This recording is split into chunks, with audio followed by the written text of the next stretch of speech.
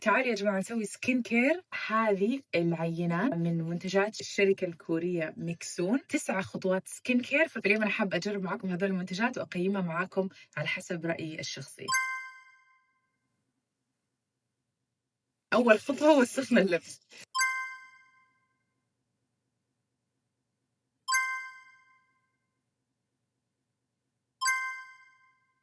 مم. ملمس مرة غريب، تحسوه كأنه تونر فيه شوية لزاجة، شوي مرة. بين اسنس، كثير ناس مدحوه قالوا إنه يخلي البشرة فيها جلو ويخليها كأنها جلاس سكين. ما في ريحة. هذا أحس إنه من جد حلو. عندنا الكريم. مم.